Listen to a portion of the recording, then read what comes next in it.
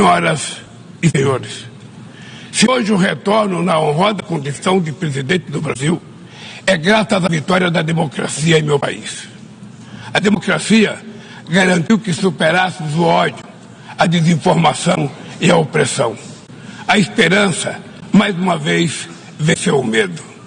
Nossa missão é unir o Brasil e reconstruir um país soberano, justo, sustentável, solidário, generoso e alegre.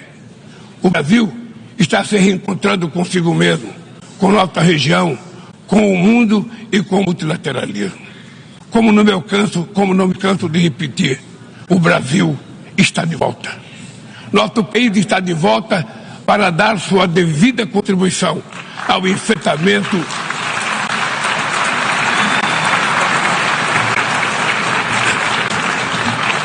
Nosso país está de volta para dar a sua devida contribuição ao enfrentamento dos principais desafios globais.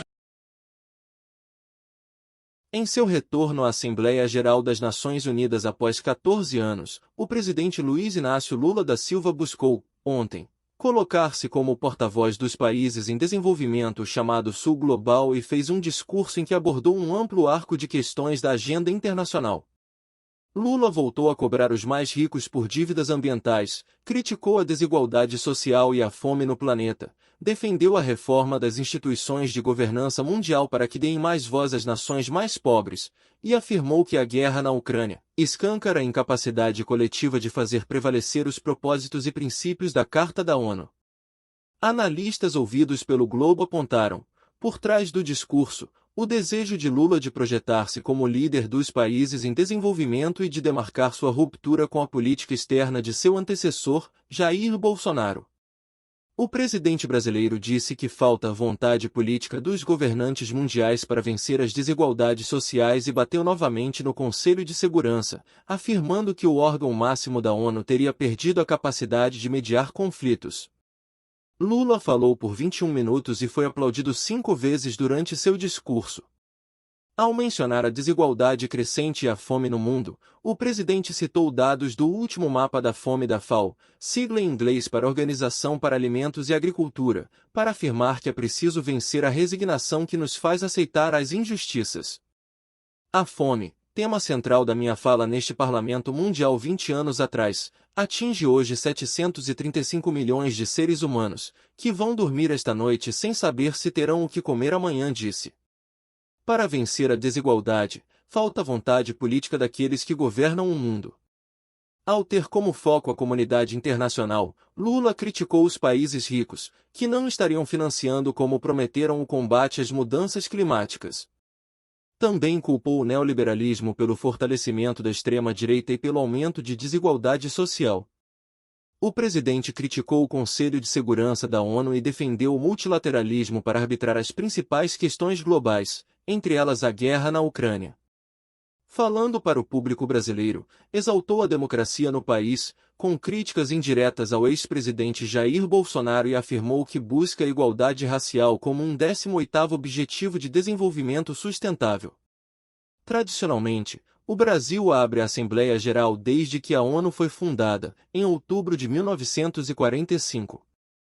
Lula se comprometeu em seu discurso a pôr o combate às desigualdades no centro da agenda internacional durante a presidência brasileira do G20, que começa oficialmente em dezembro. Não mediremos esforços para colocar no centro da agenda internacional o combate às desigualdades em todas suas dimensões. Sob o lema Construindo um Mundo Justo e um Planeta Sustentável, a presidência brasileira vai articular inclusão social e combate à fome, desenvolvimento sustentável e reforma das instituições de governança global. Lula voltou a cobrar os países ricos pela dívida com a mudança climática. O presidente afirmou que agir contra a mudança do clima implica em enfrentar as desigualdades e disse que os países ricos cresceram baseados em um modelo com alta taxa de emissão de gases danosos ao clima. Lula ainda cobrou o cumprimento dos acordos climáticos. A emergência climática torna urgente uma correção de rumos e a implantação do que já foi acordado. O presidente ainda afirmou que os países em desenvolvimento não querem repetir esse modelo de desenvolvimento e voltou a falar em responsabilidades comuns, mas diferenciadas.